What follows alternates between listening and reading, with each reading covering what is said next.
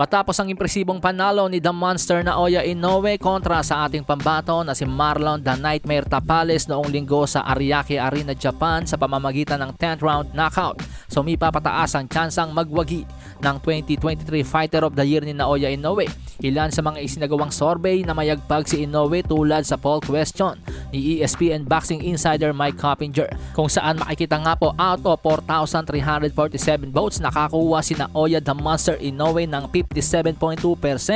Pumangalawa lamang si Terence Crawford na may 27.1%. Ikatlo si Devin Haney na may 13% at ikaapat si David Benavides 2.7%. Pero hindi nga po napigilan ni Unified World Welterweight Champion Terence Bud Crawford ang kanyang sarili at bumanat sa social media. Pinagdiinan na siya pa rin ang dapat tanghaling Fighter of the Year. Wika ni Crawford, "I'm the only fighter to beat a top 5 pound-for-pound fighter this year and the way I beat him was unmatched. 2023 Fighter of the Year is me. Some might say but I only fought one time but that one fight was bigger than any of the others. #facts." So maganda rin naman po yung pinupunto ni Terence Crawford na yung kanyang tinalo kasi ay pasok sa top 5 pound-for-pound. At yun nga po si Errol Spence Jr. Well mga amigo, 4,000 lang naman po yung bumoto doon sa isinagawang survey ni Mike Coppinger ng ESPN. Pero sa ginawang survey po ng Fight Hub TV, 120,000 ang bumoto doon. Doon po lumamang si Terence Crawford sa survey. 53% kontra kay Naoya Inoue na 29% lamang, Devin Haney 9%, and David Benavides 9%. So dyan po namayagpag si Crawford sa 120,000 voters ng Fight Hub TV.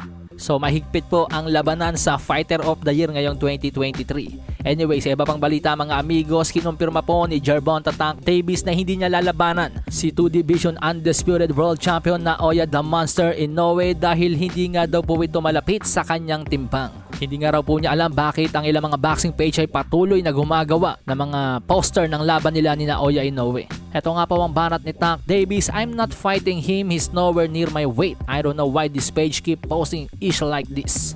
Si Tank Davis nga po mga amigos ay kumakampanya sa dibisyon ng lightweight kung saan ang weight limit ay 135 pounds. Habang si Naoya The Monster Inoue naman ay kumakampanya sa junior featherweight division o super bantamweight kung saan may weight limit na 122 pounds.